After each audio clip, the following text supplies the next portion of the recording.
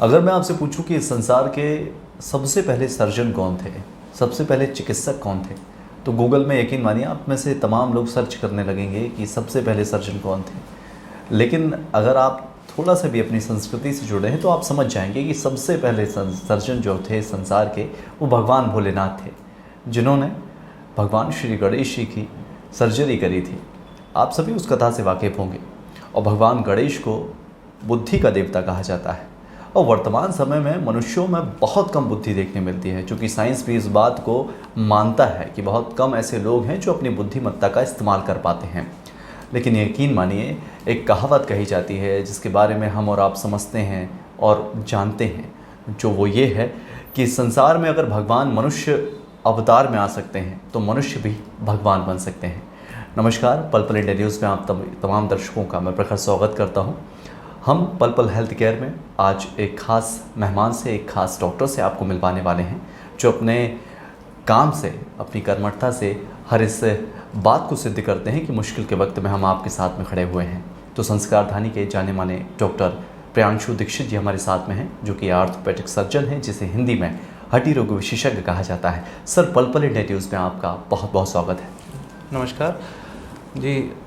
Sir, सबसे पहला मेरा सवाल यही है कि आप हमारे दर्शकों को अपने बारे में कुछ बताएं।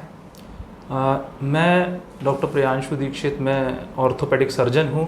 मैंने अपनी शिक्षा जबलपुर के बाद में मैं कुछ समय पूना में था। इसके बाद में मैंने लंदन में भी कुछ समय व्यतीत किया और मैंने आर्थ्रोस्कोपी सर्जरी एवं जॉइंट रिप्लेसमेंट सर्जरी में मैंने मेरा फेलोशिप करने के बाद में मैं अपनी सेवाएं जबलपुर में दे रहा हूं। मेरा clinic Dixit pride Tayyab Ali petrol pump के पास ग्राउंड फ्लोर पे स्थित है, जहाँ पे मैं रहता हूँ और पेशेंट्स को डील करता हूँ। जी सर, चूँकि आप हड्डी रोग विशेषज्ञ हैं, मैंने संजय दत्त की फिल्में अक्सर देखी हैं, उसमें वो हड्डी तोड़ने से पहले नहीं सोचते हैं, और ये डायलॉग भी आपने सुने होंगे।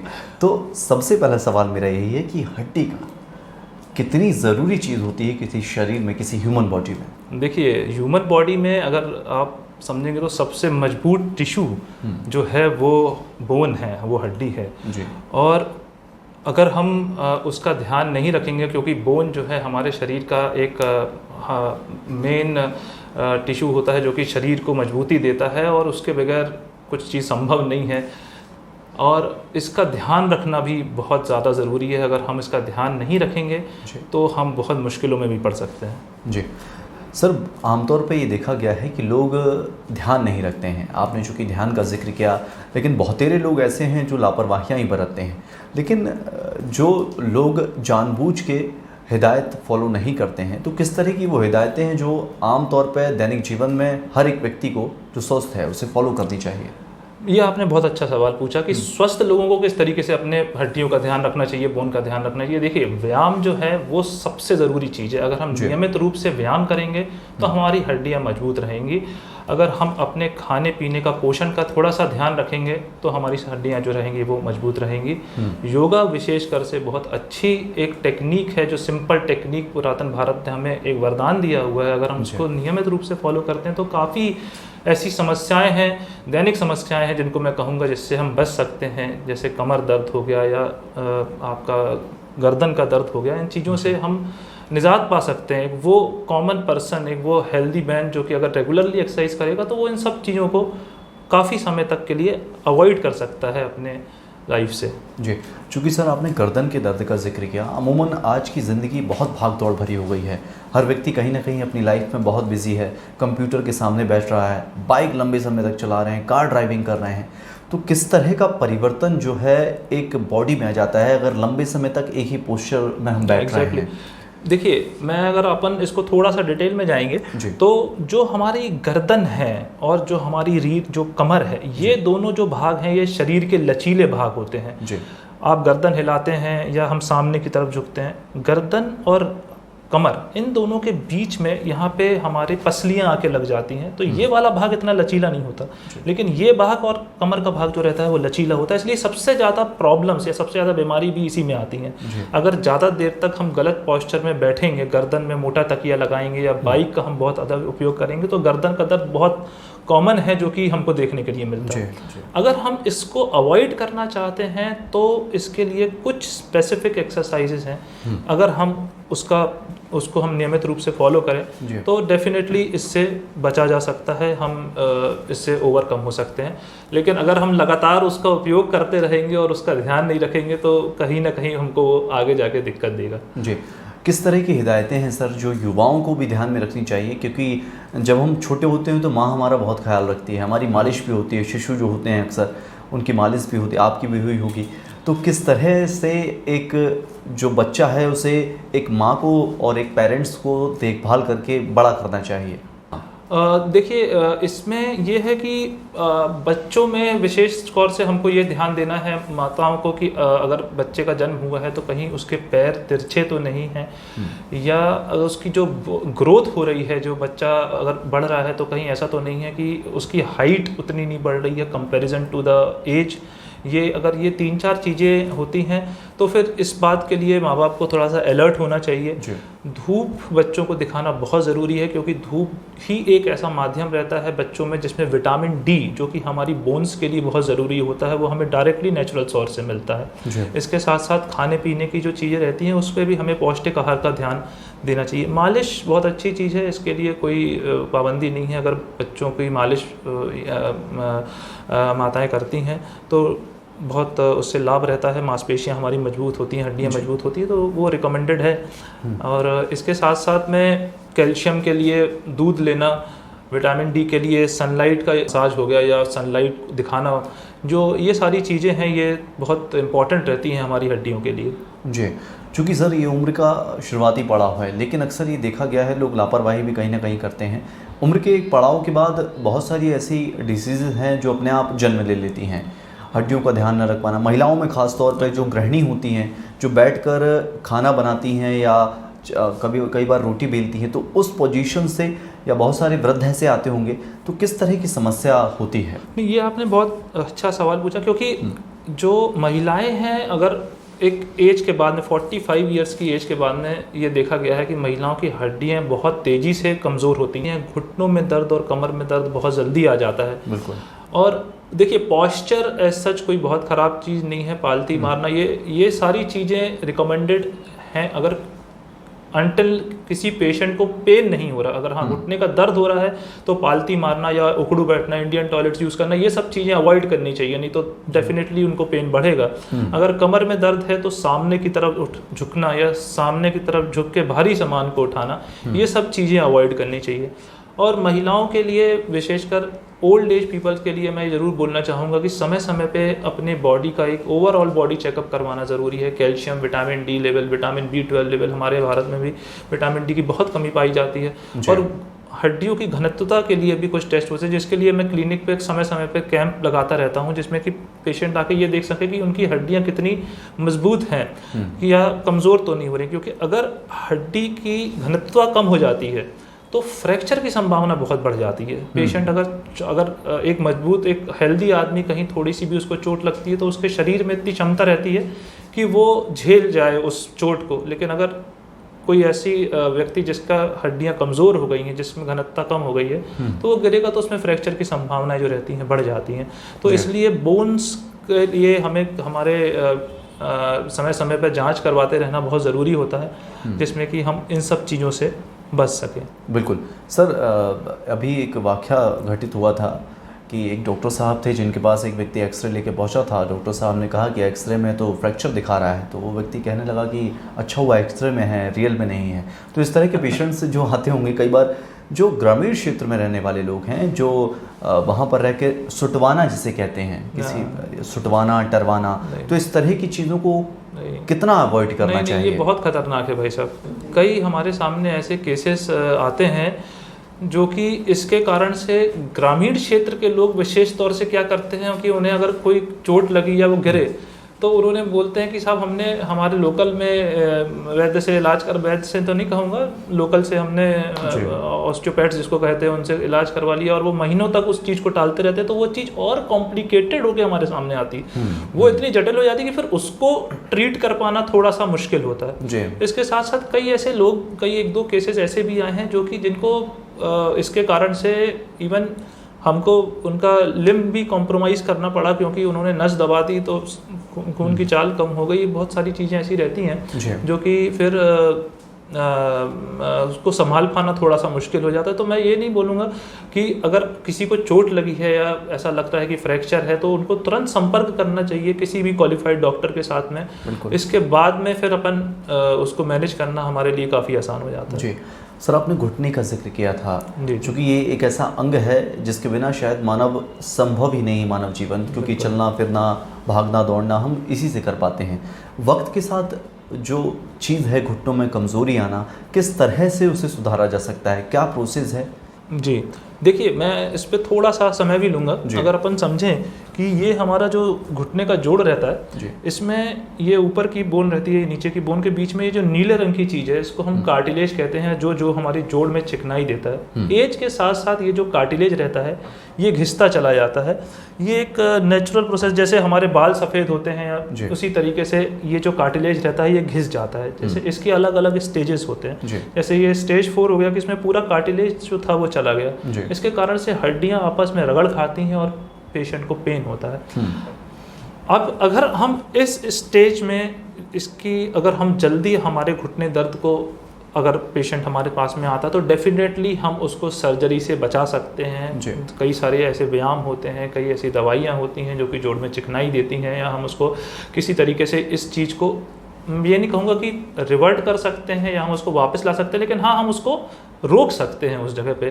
तो ये बहुत इम्पॉर्टेंट है कि हम उसको जल्द पहचानें और जल्द हमसे लोग संपर्क करें, क्योंकि अगर लेट स्टेजेस में आते हैं तो फिर डेफिनेटली सर्जरी के अलावा और कोई ऑप्शंस नहीं रहते हैं। फिर वो जोड़ प्रत्यारोपण का हमको करना पड़ता, विकल्प बचता है।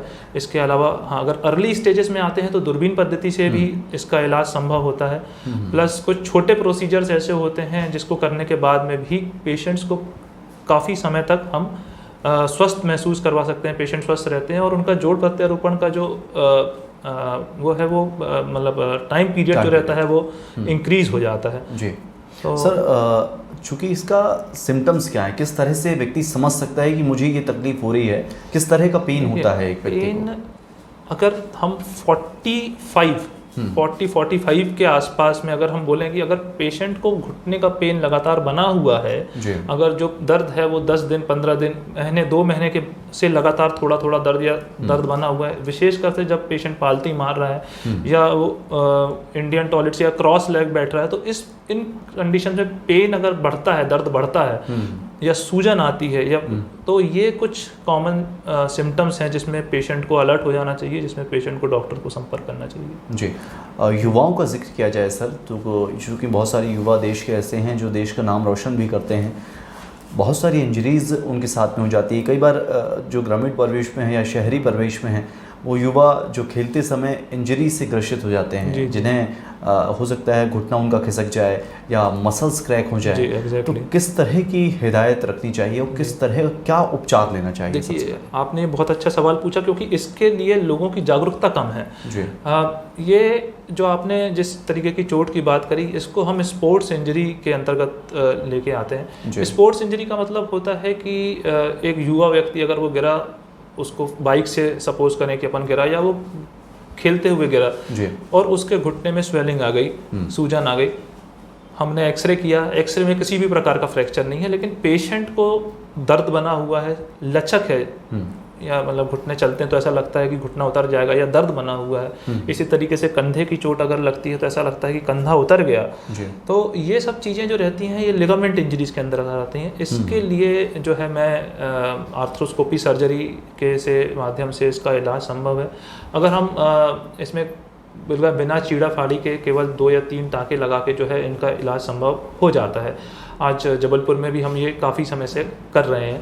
तो और अगर हम इन कंडीशंस को अवॉइड करते हैं, अगर लोग जो रहते हैं अगर इसको टालते हैं कि नहीं कोई बात नहीं, तो इसमें क्या होता है कि भविष्य में जाके जो जैसे मैंने आपको बताया कि आर्थराइटिस, तो ये आर्थराइटिस की बीमारी या कंधे में शोल्डर में ऑस्टियोआर्थराइटिस, और ये दर्द जो है वो जो कि 45-50 के बाद में दर्द आने चाहिए वो और जल्दी आने लगते हैं। घुटना या कंधा हमारा बहुत जल्दी डैमेज होने लगता है। विशेष तौर से अगर स्पोर्ट्स इंजरी, अगर स्पोर्ट्स में कोई व्यक्ति जो इन्वॉल्व है तो उनको इन सब चीज़ों में विलम्ब बिल्कुल नहीं करना चाहिए, तुरंत आके हमसे संपर्क करना चाहिए, जिसमें कि हम उसका best possible answer, best possible solution उसको दे सकें। जी, चूँकि बहुत सारे युवा ग्राउंड भी जाते हैं तो वहाँ पर बहुत सारी एक्सरसाइज भी होती हैं सर।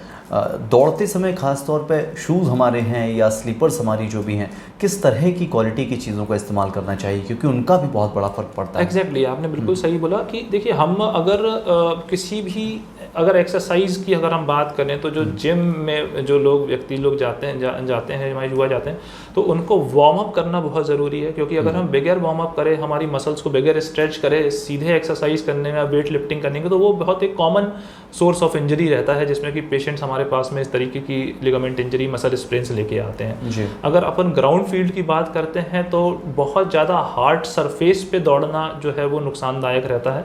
हमारे जो शूज़ रहने चाहिए वो कंपैरेटिवली काफ़ी मतलब अच्छी क्वालिटी के और सॉफ्ट शूज़ रहने चाहिए, प्लस नी जॉइंट में हमको थोड़ा सा सपोर्ट, नी सपोर्ट से लेके हम माइल्ड वॉक जो है वो करनी चाहिए। दैट विल मतलब वो जो है काफ़ी हमको इंजरीज से रोकता है। जी सर, मैं भी दफ़ा घूमने गया हुआ था, वहाँ पर 2 डॉक्टर थे और ऊपर वाली की दुआओं से वो ऑर्थोपेडिक ही थे। तो उन्होंने एक व्यक्ति सामने लंगड़ा रहा था, चल रहा था, तो एक ने कहा कि नहीं घुटने का दर्द है, उसने कहा पैर में हड्डी टूटी है शायद। जब नज़दीक जाकर दोनों डॉक्टरों ने पूछा कि आखिरकार समस्या क्या है, तो उन्होंने कहा देखिए मेरी हड्डी नहीं टूटी है, मेरा घुटना भी ख़राब नहीं है, मेरी चप्पल ख़राब है। तो सर इस तरह की चीज़ें जब लोग करते हैं, ये जो लोग एक्स्ट्रा देख के बता देते हैं, खुद में ही ज्ञानी बन जाते हैं, ब्रह्म ज्ञानी जिन्हें कहा जाता है, तो इस तरह के लोगों के लिए क्या हिदायतें हैं? मतलब आप जनरल पब्लिक के बारे में? जी जनरल। नहीं ठीक है, देखिए सब अपने इन जो विशेषकर से हड्डियों के बारे में जो है बहुत सारी चीज़ें जो है वो लोगों की सलाहें अपनी अपनी जगह रहती है, और हम लोग भी डेली उसको फेस करते हैं जब हम पेशेंट्स को देखते हैं। और देखिए कुछ हद तक कुछ अगर नुस्खे, अगर हम घरेलू नुस्खे की बात करते हैं घरेलू, तो वो कुछ हद तक ठीक भी हैं। जैसे मैं खुद प्रमोट करता हूँ कि भाई अगर आपको घुटने का दर्द है या महिलाओं को जैसे घुटने का दर्द है, तो हल्दी का सेवन करना बहुत अच्छी चीज़ है। अगर वो एक नेचुरल एंटी इन्फ्लेमेटरी रहती है, बॉडी में इन्फ्लेमेशन को, सूजन को कम करती है, तो गुनगुना पानी पीना, हल्दी का इस्तेमाल करना, या महिलाओं के लिए विशेषकर सोयाबीन और जो नॉर्मल हमारी ये चीज़ें रहती हैं जिसमें कि हम हरी सब्जियाँ और फल वगैरह, ये सब तो ठीक है। लेकिन हाँ ये कहना, जैसा आपने पहले भी कहा, सुटवा लेना या मालिश करवा लेना, ये सब चीज़ें कई बार तो ठीक है। जैसे आपने कई बार इंसिडेंट्स भी सुने होंगे कि नाई की दुकान में लोगों ने गर्दन में मालिश करवाना शुरू करी और वो पेशेंट ऑन स्पॉट ख़त्म हो गया। तो क्योंकि गर्दन बहुत इंपॉर्टेंट चीज़ है, यहाँ से सारी नसें जाती हैं, और उन्होंने ये किया और पैरालिसिस हो जाता है पेशेंट को। तो कुछ चीज़ें जो ऐसी हैं जिनके बारे में हमको बहुत सतर्क रहना चाहिए, और जो कुछ घरेलू नुस्खे हैं वो डेफिनेटली बहुत उपयोगी भी हैं, और उनको आपकी डॉक्टर की सलाह से फॉलो भी करना चाहिए। जी सर, चूँकि बहुत सारे लोग ये भी जानना चाहते हैं कि इन तमाम चीज़ों में किस तरह का खर्चा आता है और किस खर्चे में ये संभव है इलाज? देखिए अब तो भारत सरकार ने जो आयुष्मान योजना लेके आए हैं, उसमें कई सारे ऑपरेशन हम पेशेंट्स के मतलब लगभग ना के बराबर जो है उसमें हम ऑपरेट कर रहे हैं। तो डेफिनेटली और डिपेंड करता है कि अब जोड़ प्रत्यारोपण में भी बहुत सारी चीज़ें गवर्नमेंट ऑफ इंडिया ने आयुष्मान योजना के लिए, जो हमारे गरीब वर्ग के लोग हैं उनके लिए तो ये बहुत उपयोगी है और जो संभव है।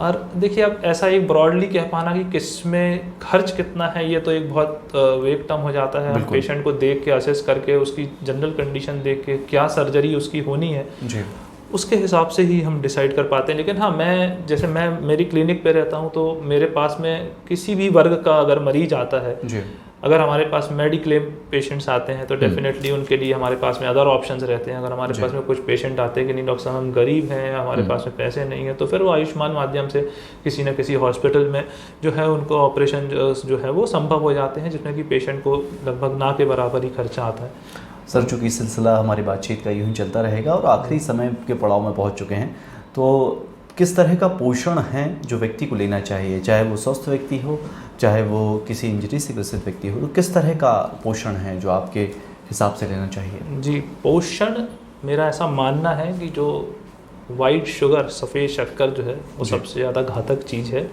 उसका सेवन हम जितना कम करेंगे हमारे शरीर में उतना लाभ हमें मिलेगा। इसके साथ साथ बिल्कुल आप पोषण जो है डाइट हमारी एक लिमिटेड संतुलित डाइट रहनी चाहिए, और जिसमें हरी सब्जियां, फल, हरी सब्जियां हो गई, फल हो गए, मिल्क हो गया, दूध हो गया, और हड्डियों के लिए अगर हम बात करें तो रागी और सोयाबीन विशेषकर महिलाओं के लिए ये सब चीज़ें काफ़ी उपयोगी होती हैं, तो ये लेते रहना चाहिए। एंड एक्सरसाइज, व्यायाम करना बहुत ज़रूरी है। जितने अपने हम शरीर को व्यायाम करते हैं उतनी हम हड्डियों को मजबूत बनाते हैं। ये बिल्कुल भी नहीं है कि मैं 50 साल का हो गया हूँ, मैं 60 साल का हो गया हूँ तो मैं चलूँ नहीं या मैं व्यायाम कैसे करूँ, नहीं। अगर हम व्यायाम करेंगे तो हमारा जो मानव शरीर है उसकी बनावटी इस तरीके से की है कि अगर हम उसको सही तरीके से उपयोग करें तो हम 100-125 साल तक भी जो है बहुत आराम से हमारे हम अपने शरीर को ठीक रख सकते हैं। जी, आमतौर पर सर ये देखने मिल रहा है कि आज की जनरेशन जो है उसमें ये समस्याएं, चाहे बोन से संबंधित हों, चाहे बाल झड़ने से संबंधित हों, बहुत ज़्यादा पाई जा रही हैं। उसकी वजह क्या है, क्या लगता है आपको, किस तरह का परिवर्तन एक आया है? मैं अभी ओपीडीज़ में जब मैं देखता हूँ पेशेंट को तो मैंने ये देखा है कि आजकल युवा वर्ग के लोग भी डिप्रेशन, या मैं कहूँगा कि एक डिप्रेशन तो एक वो हो गया, लेकिन एक नेगेटिव माइंडसेट के साथ में काफ़ी लोग जो है वो आते हैं। Stress is the term. जो स्ट्रेस जो है वो शरीर के हर एक पार्ट को इफ़ेक्ट करता है जी। ना, चाहे अगर आप उसको डायबिटीज़ ले लें, हाइपरटेंशन ले लें, बालों का गिरना कह लें, मोटापा कह लें, हर चीज़ में कहीं ना कहीं जो है वो स्ट्रेस एक बहुत इंपॉर्टेंट रोल प्ले करता है। तो उससे हमको बचने के लिए हमें जो है योगा, मेडिटेशन, इस तरीके की चीज़ें, मॉर्निंग वॉक, एक्सरसाइज, ये सब चीज़ें करने से हम इस चीज़ों को बच सकते हैं और इसको हम टाल सकते हैं। नहीं तो कई पेशेंट्स हमारे पास में आते हैं जिनको कोई बीमारी नहीं है, हम देख रहे हैं एक्सरेस है, एक्सरे नॉर्मल है, बोन के टेस्ट हमने कर लिए नॉर्मल है, इवन एमआरआई भी नॉर्मल है, बट स्टिल वो हमसे बोले नहीं डॉक्टर साहब हमें दर्द बना हुआ है। तो कहीं ना कहीं वो एक स्ट्रेस से संबंधित थोड़ा सा भी एक चीज़ रहती है पेशेंट्स के सामने, जो आजकल काफ़ी कॉमन हो गई है। जी जी, तो उसका भी लोगों को ध्यान रखना चाहिए। जी, स्ट्रेस की आपने बात करी है। चूँकि अमूमन हम लोग मोबाइल चलाते हैं तो उसमें नंबर जो है वो नॉर्मल सेव कर रखते हैं, जैसे तिवारी जी का नंबर है तो संजय तिवारी जी के नाम से कर लिया। देखिए, हम जानना चाहते हैं कि डॉक्टर्स कैसे, जैसे मान लीजिए चूँकि बीमारियों से आप ग्रह रहते हैं, आप तमाम बीमारियाँ देखते हैं, जैसे आपने बड़े भाई का नाम रख दिया कि भाई सिर दर्द की बीमारी, तो हम जानना चाहेंगे कि आप अपनी पत्नी का नाम जो है किस नाम से सेव करेंगे? नहीं, पत्नी का नाम तो मेरी पत्नी का नाम निधि है और मैं तो वैसे अगर आप सेव करते तो लाइलाज बीमारी सेव करते शायद। लाइलाज नहीं, देखिए मैं आपको फिर से इस पे लेके जाऊंगा जी, क्योंकि मेरा ऐसा मानना है कि जिस शब्द का प्रयोग भी हम करते हैं वो हमें अफेक्ट करती है। बिल्कुल। तो मेरी जो धर्मपत्नी है, मैं उसको बहुत प्रेम करता हूँ और मैं उसको बहुत सराहना करता हूँ, क्योंकि कहीं ना कहीं उसने मुझे बहुत सपोर्ट किया है यहाँ तक आने में। मैं यही आने वाला था सर आपके पास। तो किस तरह का सपोर्ट, चूंकि कहा जाता है हर पुरुष के पीछे एक महिला का हाथ होता है, और वो महिला जो खुद एक डॉक्टर है पेशे से और कहीं ना कहीं आपको भी सशक्त बनाती हैं, किस तरह से आपके परिवार का सपोर्ट रहा है, किस तरह से उनका सपोर्ट रहा है? देखिए, परिवार का सपोर्ट तो शुरू से रहा है। मेरे पिताजी खुद डॉक्टर हैं, डॉक्टर प्रभात दीक्षित, जो कि गड़ा फाटक में पिछले 30 सालों से अपनी सेवाएं दे रहे हैं। और रादर जितने भी गरीब वर्ग के लोग होते हैं पिताजी के पास में जाते हैं, क्योंकि काफ़ी उनके समय से एक प्रैक्टिस है जी। उनका शुरू से इच्छा थी कि मैं डॉक्टर बनूं, तो उन्होंने मुझे एक प्रेरणा दी कि मैं भी सेवा करूं अपने जबलपुर वासियों की। इस तरीके से जब मैं MBBS में पहुंचा तो मेरी मुलाकात निधि से हुई, और उसने मुझे जिसको कॉन्सेप्चुअली किस तरीके से पढ़ाई करनी चाहिए और किस तरीके से अप्रोच करना चाहिए वो समझाया, मैं ये बोलूँगा जी। और कभी भी कई बार ऐसा होता है, हम भी ऑपरेट करके आते हैं या कुछ ऐसा चीज़ें करके आते हैं, तो हमको लगता है अगर पेशेंट की टेंशन रहती है हमारे दिमाग में, तो वो मेरे साथ में हमेशा एक कंधे से कंधा मिलाकर खड़ी रहती है, मुझे हमेशा सपोर्ट करती है कि नहीं कुछ नहीं होगा, एंड ऑलवेज उसका एक सपोर्टिंग एटीट्यूड रहता है। तो उससे मेरा मनोबल काफ़ी बढ़ जाता है। तो डेफिनेटली उसका एक बहुत अहम रोल रहा है मेरी फैमिली का और निधि का इन सब चीज़ों में, तो उसका तो मैं शब्दों में बयां कर पाना मुश्किल है। और जाते जाते संस्कार धानी के तमाम लोगों से, हमारे पल पल इंडिया के तमाम दर्शकों से क्या संदेश, क्या मैसेज देना चाहेंगे आप? जी, मैं एक ही मैसेज देना चाहूँगा कि हमारे जो किसी भी वर्ग के, जो किसी भी एज के जो भी व्यक्ति हैं, उनके लिए एक्सरसाइज, व्यायाम करना बहुत ज़रूरी है।